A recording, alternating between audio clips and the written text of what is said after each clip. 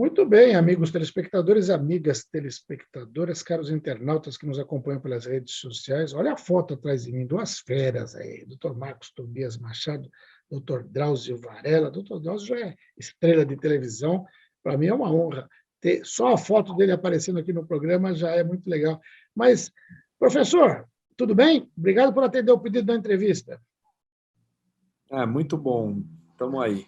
Maravilha. Como é que foi esse podcast gravado aí com o grande e famosíssimo Drauzio Varela? Como é que aconteceu isso? Me conta direito aí.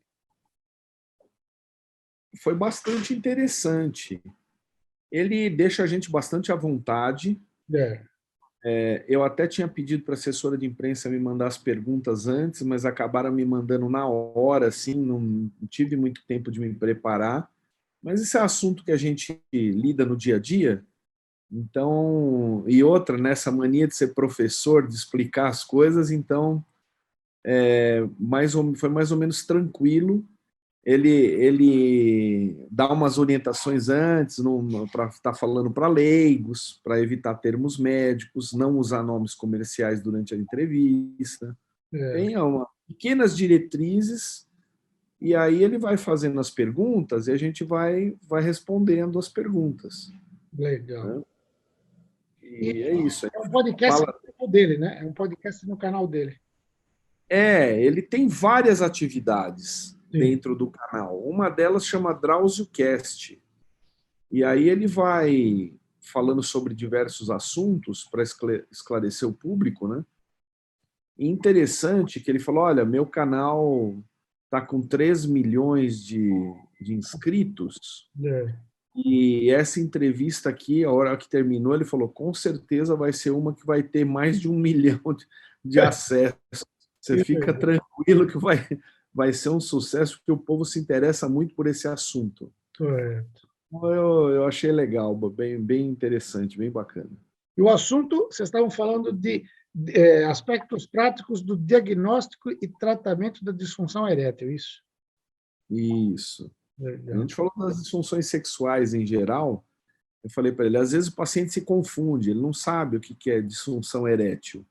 Às vezes, em vez de... Porque disfunção erétil é a alteração da ereção, da penetração, incapacidade de penetrar.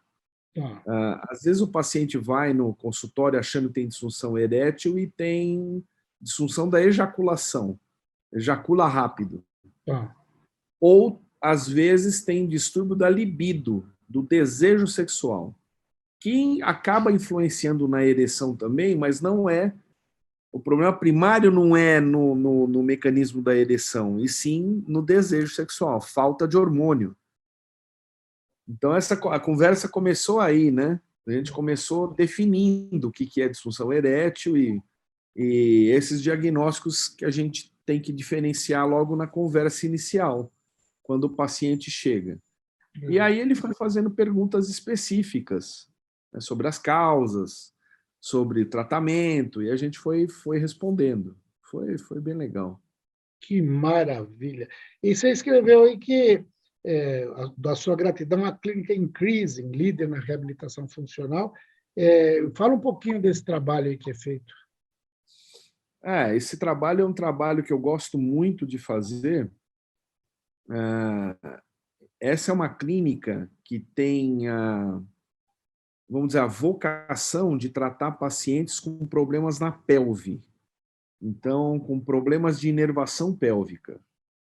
Ou que tem muito ginecologista na clínica, eles tratam muito caso de endometriose com problema na inervação da pelve. Tratam pacientes do sexo masculino também com bexiga neurogênica. E aí a equipe multidisciplinar, tem muitos fisioterapeutas também na clínica. Eu faço a parte de urologia, então eles têm uma equipe multidisciplinar para tratar esses pacientes. Eu tenho um background de 10 anos que eu trabalhei na ACD para trabalhar com pacientes neurológicos, então eu acho que eu consigo agregar alguma coisa boa lá na clínica. E aí, às vezes, eles me chamam os casos extremamente complicados, múltiplos especialistas tratando, e às vezes eu entro para tratar algum paciente junto com eles. E aí o contato foi da assessoria de imprensa do Drauzio com a Increasing. E aí eu tenho que lembrar e agradecer o professor Nucélio Lemos, que é o coordenador, né, o mentor dessa clínica, né, um indivíduo genial aí que divide o tempo dele entre clínica privada e docência, tanto aqui quanto em Toronto, no Canadá, onde ele também é professor, dá diversos cursos. Eu fui uma vez num curso onde ele disseca todos os nervos da pelve por laparoscopia, um curso que ele dá nos Estados Unidos, em St. Louis, em cadáveres. Então, é um indivíduo muito ativo nessa área, e ele tem um projeto também muito interessante, também, onde ele implanta eletrodos na pelve de indivíduos com paraplegia. E é um caso selecionado de paraplegia que ele faz os indivíduos caminharem. Os indivíduos caminham, andam com aquele estímulo elétrico do neuroestimulador. Então, é extremamente interessante, é um indivíduo de vanguarda que mexe com projetos, com protocolos, com ciência.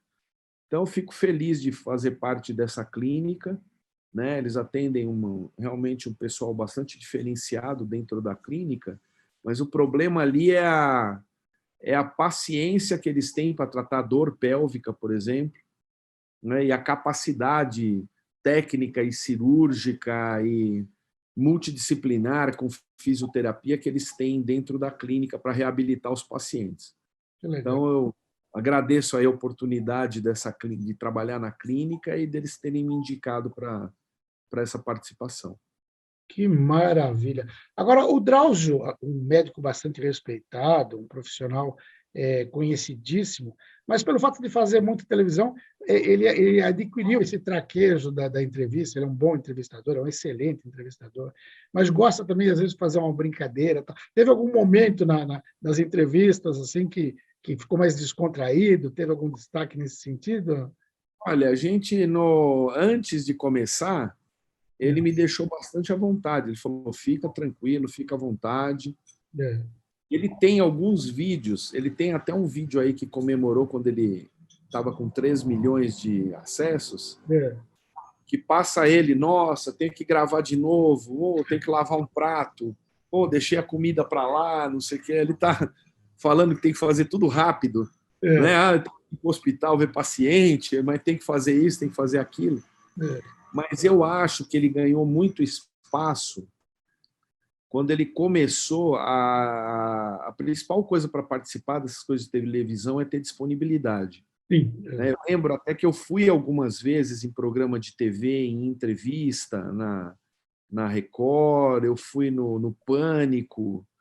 Então, é na hora. Eles te chamam, você tem que ir. Tem que estar à disposição. Então, eu acho o espaço que ele ganhou, a inteligência que ele tem, etc., mas foi a disponibilidade que ele tinha de participar das coisas. E aí, cada vez mais, numa época que não tinha muita tradição de médico na televisão, também tinha isso. Eram programas pequenos ou uma entrevista pequena, não tinha um programa de um médico dando entrevista. Eu acho que ele tem esse mérito.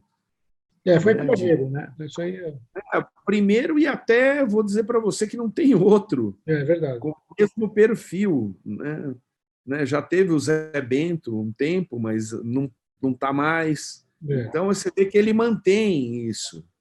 E aí eu acho que, muito inteligentemente, ele migrou para a mídia social, né? Para Instagram, para YouTube, para mídias onde ele consegue agregar valor também.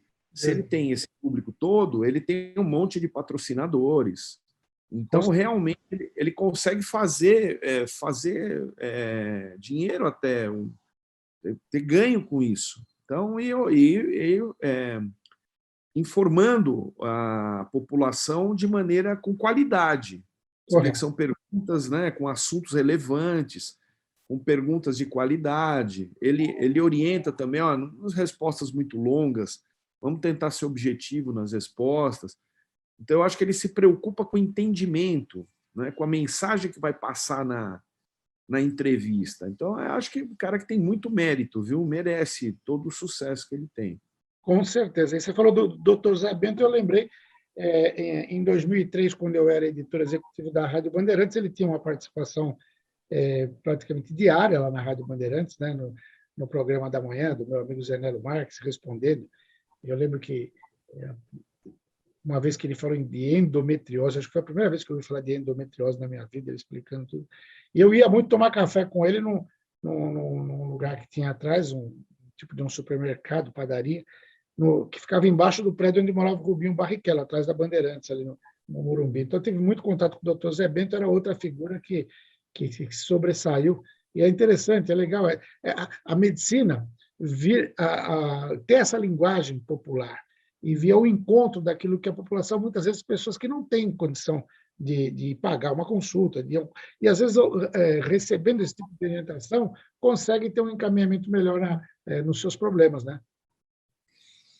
E eu acho que acaba sendo prestação de serviço, Sem dúvida. né? Agora tem o programa Bem-Estar também, né, que tem um público mais, né, tem mais médicos falando, etc. Eu acho que isso aí é ganho para a população, informação.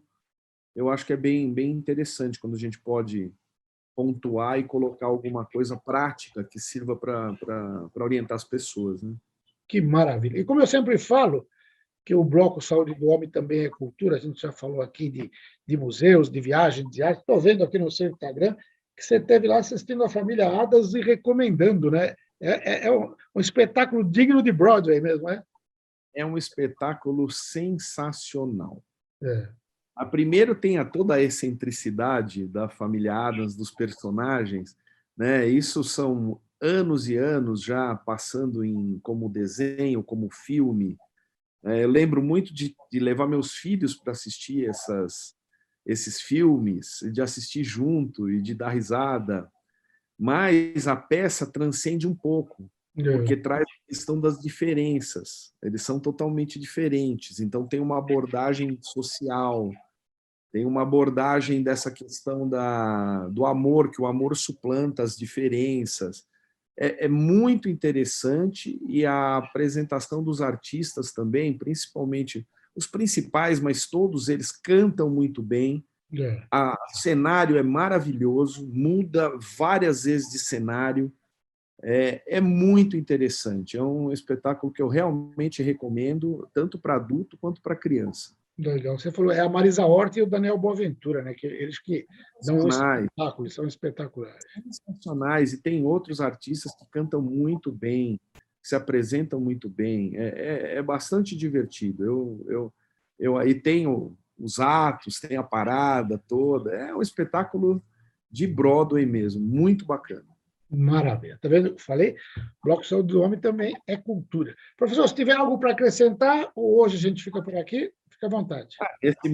Nessa mesma linha, essa eu postei no Stories, mas a série do Andy Warhol, que tem no Netflix, tá bombando, né?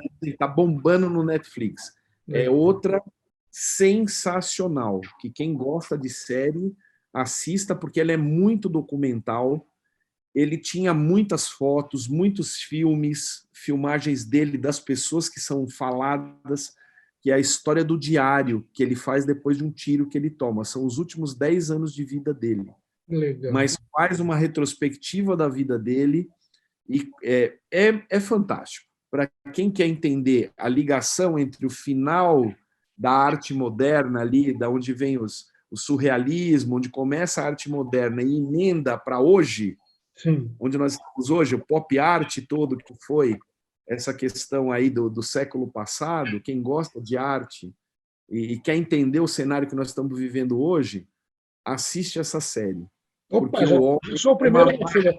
Porque eu o não... homem é uma máquina, ele entra em todos os tipos de mídia, ele entra na televisão, ele faz videoclipes, ele não, ele transcende a arte simples, é muito bacana, e aí passa coisas da vida dele pessoal, que ele parecia ser um indivíduo muito impessoal nas apresentações, ele não falava muito da vida dele, e ali correlaciona muito com o sentimento, as coisas que ele passou. Então, recomendo muito, essa vale a pena.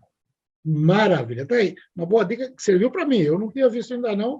Agora eu vou colocar lá. Vai entrar nas prioridades aí para assistir. Para assistir, que é muito bacana. Tá ótimo, então. Professor, obrigado pela entrevista. Semana que vem tem mais Bloco Saúde do Homem, né? Que é isso. Um prazer grande. Um abraço. Um abraço. Valeu.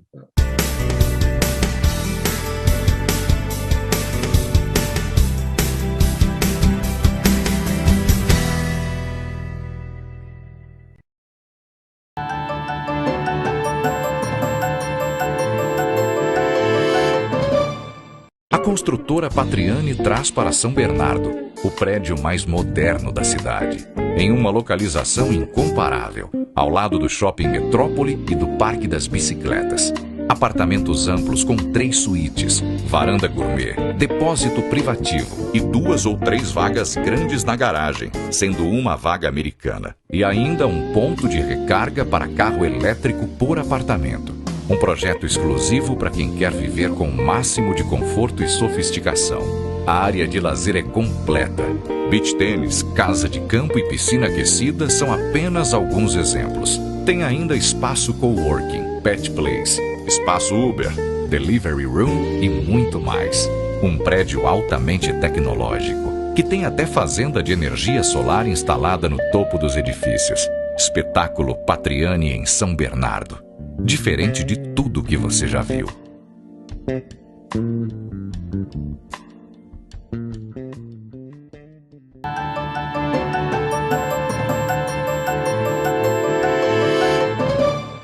Hoje a gente faz uma visita especial à Braskem, aqui no Polo Petroquímico de Capoava, né? Mauá, divisa com Santo André. Esse importante, a maior indústria petroquímica da América Latina. Eu tenho a honra e a satisfação de conversar com o Renato Bresciani, que é gerente de projetos. Ele me falava, assim que a gente chegou, que a Braskem está quebrando muros. É isso mesmo, Renato? É isso, a gente quer se aproximar de todos, mostrar o que é uma petroquímica, a contribuição que a gente tem para a comunidade e para a sociedade brasileira. E é a nossa obrigação mostrar o que nós somos, o que fazemos e o que queremos ser. Legal. Muitas vezes a gente não percebe, mas em tudo que a gente utiliza, nesse microfone que eu estou segurando aqui, no teu telefone celular, no carro que você anda, no cesto da tua casa, enfim, o que você imaginar tem plástico, não é, Renato? Aqui tem um painel por trás que mostra um pouco de tudo, mas tudo que a gente utiliza tem uma parte da petroquímica presente. A vida como ela é hoje seria praticamente impossível se não fosse a indústria de base, se não fosse a indústria petroquímica. E há mitos e verdades ao longo desse processo.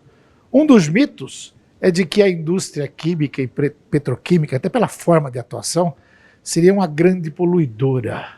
E a gente sabe que não é bem isso. Tem uma forma de explicar a presença da indústria petroquímica, a preocupação com o meio ambiente, com a sustentabilidade. Como se dá isso na Braskem? Olha, através de vários projetos, né? O primeiro e mais importante é mostrar qual é a contribuição nossa nesse processo.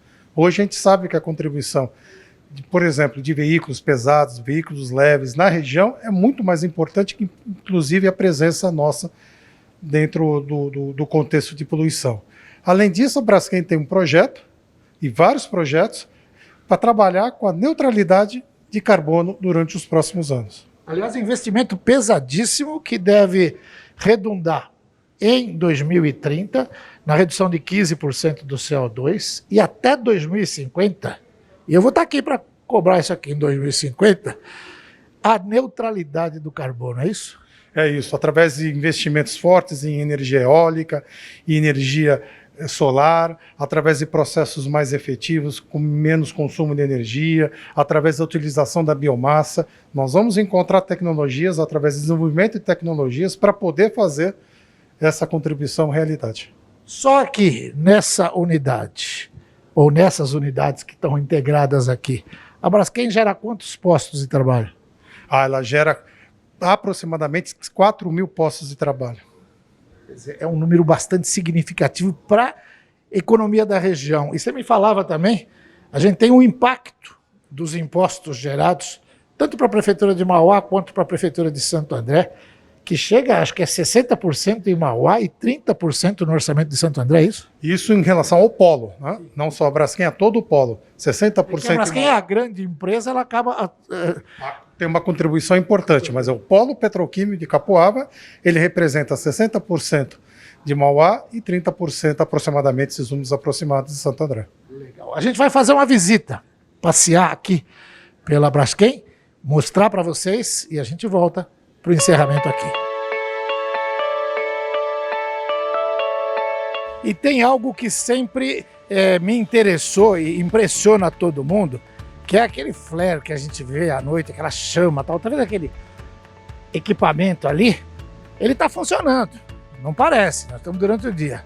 Mas o Renato Bresciani, que é gerente de projetos aqui, vai explicar para a gente o que ele representa, ao contrário do que muita gente imagina, de ser uma ameaça, ser uma segurança. É isso, Renato? É isso. Obrigado, pessoal. O sistema do flare está interligado às nossas plantas exatamente para garantir, caso ocorra alguma anomalia, algum problema, a gente esteja pronto para queimar os gases de maneira super eficiente, que é a geração de CO2 e água na saída dele. Mas ilumina, né? E pode assustar, mas ele está super controlado do ponto de vista tecnológico, né? Não tem risco nenhum para a comunidade. Legal. E você estava me explicando antes que são 3 equipamentos diferentes, sistemas, né? Fala um pouquinho de cada um deles. Tem aquele até que parece um estádio iluminado à noite. Isso. Então nós temos o que a gente chama de tocha, o nome em inglês se chama stack. Nós temos um enclausurado, que é um sistema que ninguém vê, ele é mais fechado. E temos o que a gente chama de ground ou de piso, onde quando ele acende realmente ilumina muito a atmosfera e parece até um estádio muitas vezes funcionando. Agora, voltando a falar em segurança, a Braskem está investindo pesado em pesquisas, tem projetos para, em breve, ter uma nova forma de utilização, usar cada vez menos o flare, usar mais o enclausurado. Me fala um pouquinho a respeito disso e principalmente para os nossos telespectadores, a preocupação que a Braskem tem com a segurança de todo mundo, principalmente da comunidade aqui no entorno, né? O objetivo é cada vez mais incomodar menos.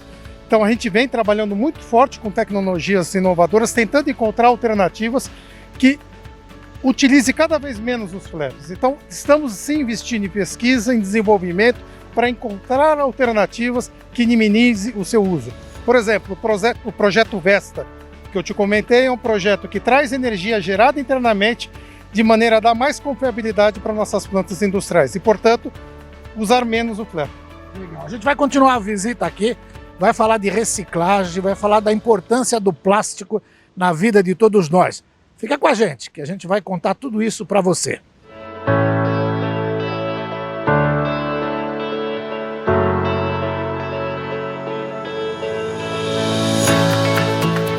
Bom, já que a gente fala em segurança, eu tenho que conversar com o coordenador de segurança industrial, o Luciano Sobral, que vai mostrar um pouquinho para a gente de toda a preocupação que a Braskem tem com essa área. Fala, Luciano.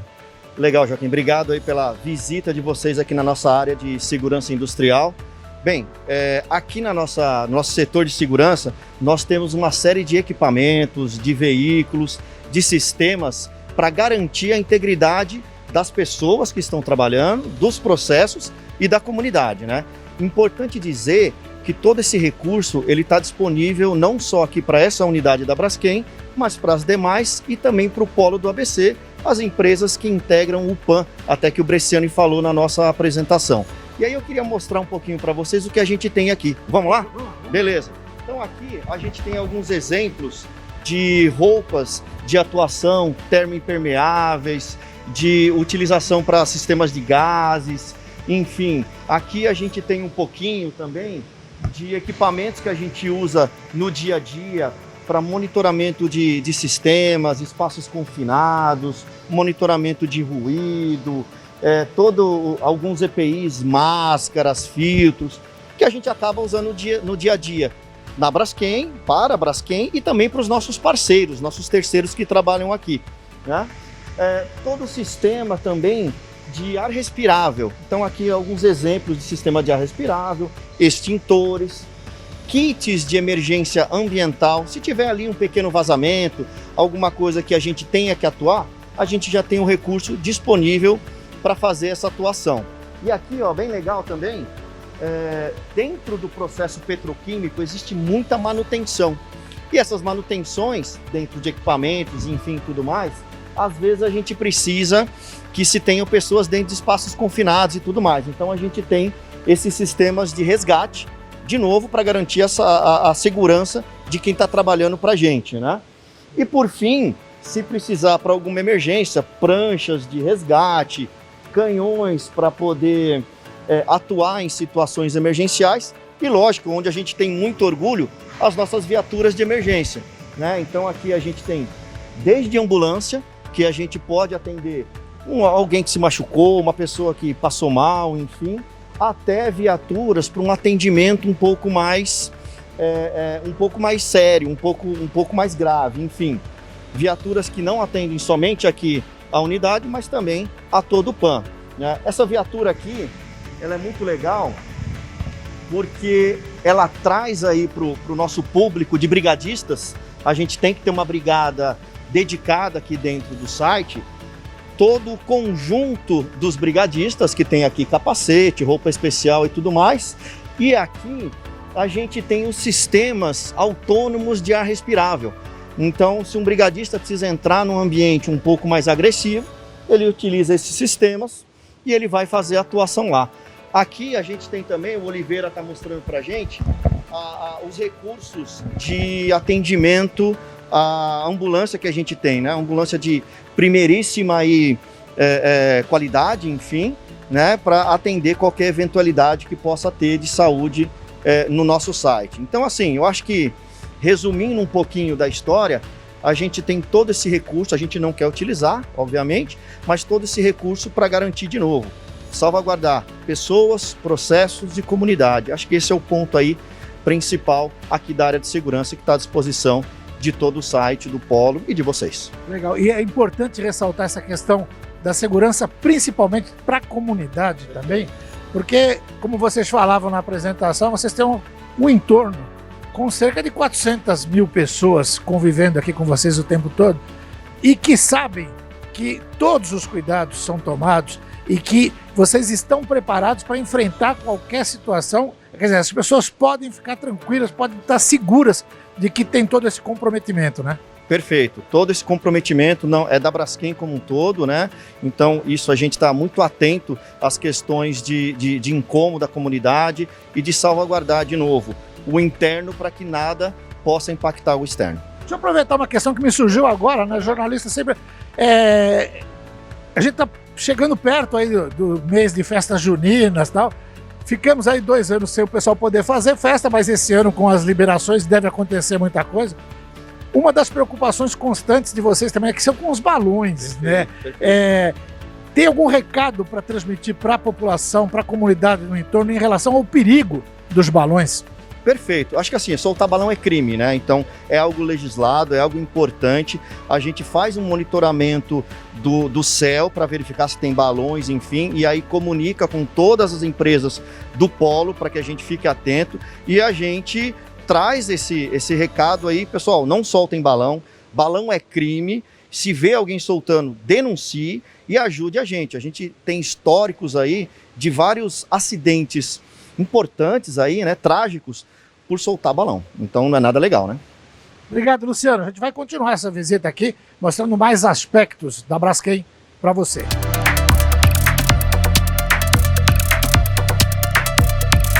E eu volto aqui falando com o Renato Bresciani na manutenção. Você me dizia que a manutenção é a cara da planta. Por quê? A manutenção é onde a gente prepara todas as peças para depois fazer a reposição na planta. Uma área de manutenção desorganizada, uma área de manutenção suja, mostra a cara da planta e vice-versa. Uma área de manutenção organizada, limpa, com todos seguindo o padrão, mostra exatamente o que nós somos depois dentro da planta. E é legal que a gente chegou aqui de surpresa, o pessoal não foi preparado para receber a gente e está constatando essa limpeza, essa organização, esse método de trabalho. E eu pergunto, eu não sei se eu estou errado ou não, mas eu imaginava que a Braskem só tivesse químico, então tem metalúrgico aqui também. Muito metalúrgico, muita gente que põe a mão na graxa, que põe a mão em peças para prepará-las para levar para a planta. E uma profissão que, acima de tudo, às vezes foi se perdendo um pouco com o tempo, mas que é um trabalho também artesanal, né? Quando você fala do torneiro mecânico, quando você fala dessa produção da peça aqui, isso até tem um lado romântico da profissão, né? Com certeza, né? Você vê que exatamente são equipamentos que normalmente já não se vê por aí, porque é tudo automatizado, né? Mas sim, aqui a gente prepara as peças de maneira a substituir todas aquelas que estão defeituosas na planta. Legal. Então química não é só vida, química também é metalurgia. Olha, eu acompanhei a inauguração da estação de tratamento de esgoto em São Caetano do Sul, a ET, que recebe água do rio Tamanduateí, dos seus afluentes, água também de reuso. E hoje eu estou vendo aqui essa água chegando na Braskem, aqui na planta. O Renato vai explicar para a gente como é que funciona isso.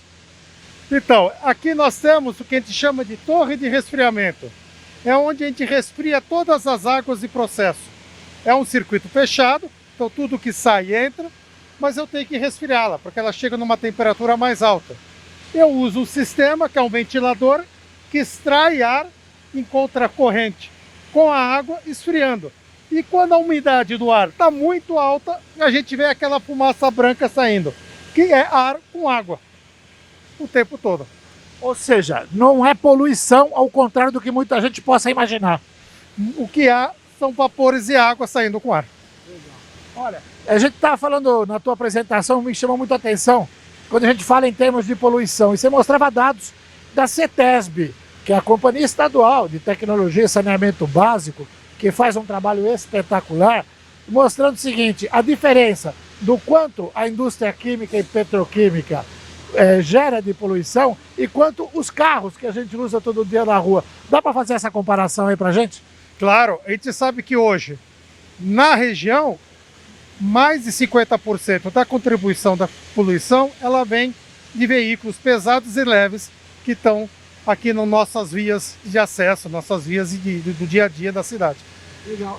E a indústria petroquímica, você lembrava um teu professor que falava que era 5%, ele queria só esse 5% e mais nada. O meu professor de química falava que a gente queimava 95% de todos os combustíveis fósseis, em vez de transformá-los em produtos que geram vida, que geram resultado para a sociedade, que é o que a petroquímica gera. Legal. A Braskem está fazendo um investimento pesado em pesquisas para, inclusive, diminuir ainda mais esse impacto no meio ambiente, o compromisso dela. E esse investimento que deve gerar até 2030, está pertinho aí, daqui a 8 anos, uma redução de 15% na emissão de CO2, e até 2050, eu acho que eu vou estar lá para a gente comemorar e ver isso aí. Como é que é? Conta isso para a gente. É um desafio enorme, né? A gente reduzir em 15% até 2030 com tecnologias inovadoras a emissão de CO2, com tecnologias que vão ser desenvolvidas durante esse processo, né? Utilização de energia eólica, utilização de energia solar, utilização de biomassa. Legal. A gente continua essa visita, daqui a pouco tem mais. Olha, muitas vezes que a gente vê o flare funcionando mais ativamente, principalmente à noite quando ele aparece, isso acontece porque houve interrupção da energia elétrica. Para minimizar ou até solucionar esse problema, a Braskem está investindo num sistema próprio de geração de energia. É isso mesmo, Renato? É isso. Nós temos aqui o que a gente chama de Projeto Vesta, onde nós estamos construindo geradores a partir do gás natural, que vai nos tornar independentes de maneira a serem mais confiáveis quando tiver uma falha de energia elétrica externa.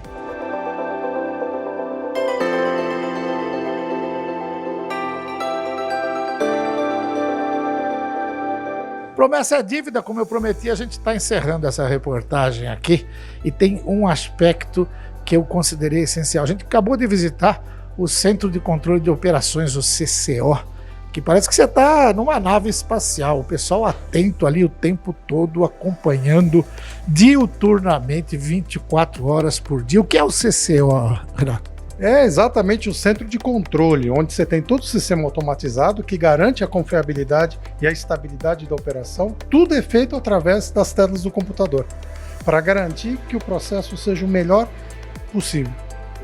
Eu tenho uma preocupação muito pessoal, mas que também é social, que é com o meio ambiente, com a sustentabilidade.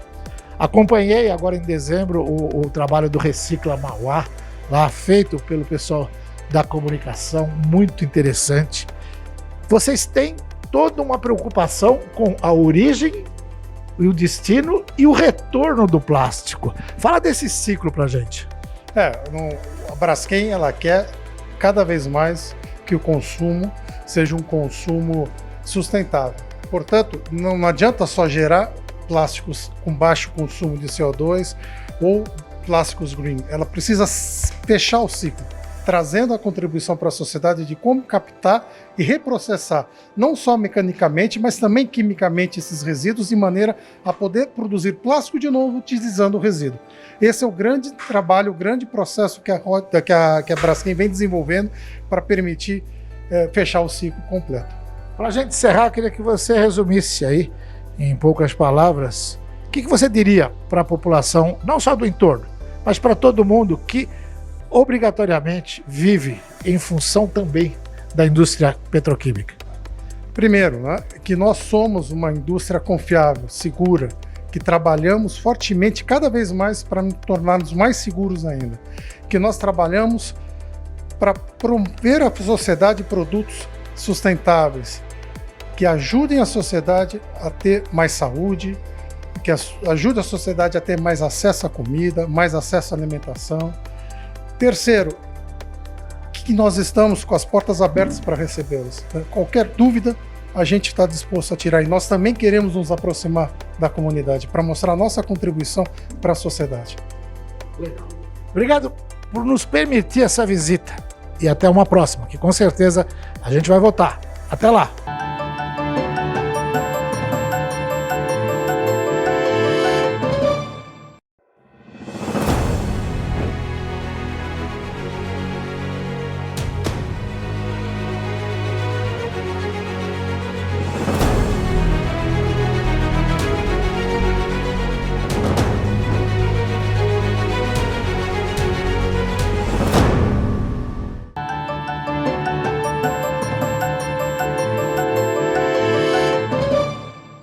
Now we finalize with Europe by the moment, and we cross the Atlantic and go directly to America.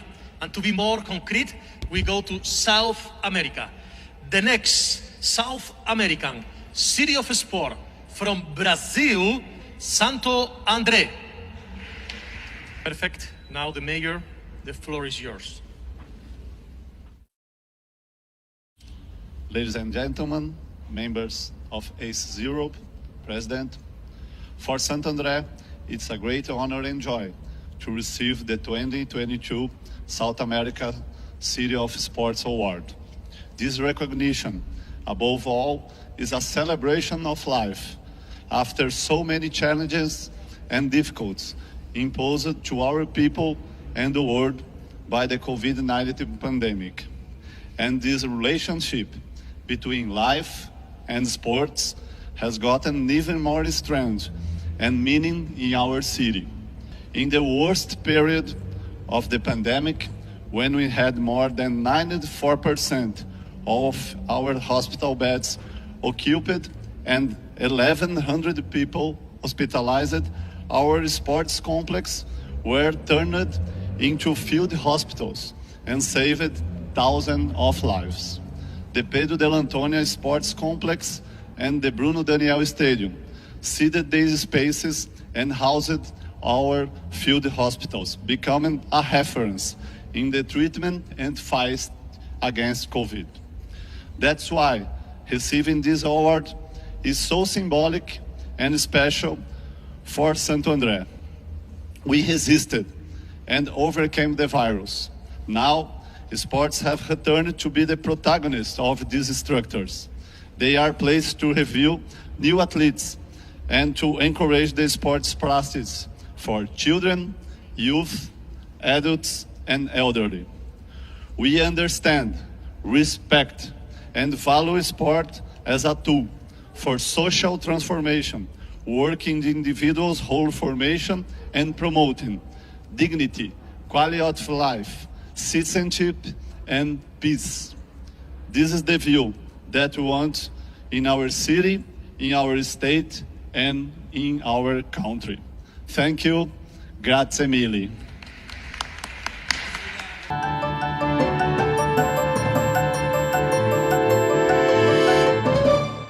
A construtora Patriani traz para São Bernardo o prédio mais moderno da cidade, em uma localização incomparável, ao lado do Shopping Metrópole e do Parque das Bicicletas.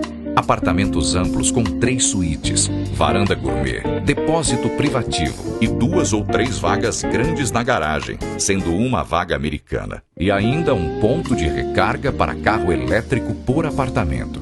Um projeto exclusivo para quem quer viver com o máximo de conforto e sofisticação. A área de lazer é completa. Beach tênis, casa de campo e piscina aquecida são apenas alguns exemplos. Tem ainda espaço coworking, pet place, espaço Uber, delivery room e muito mais. Um prédio altamente tecnológico, que tem até fazenda de energia solar instalada no topo dos edifícios. Espetáculo Patriani em São Bernardo. Diferente de tudo que você já viu.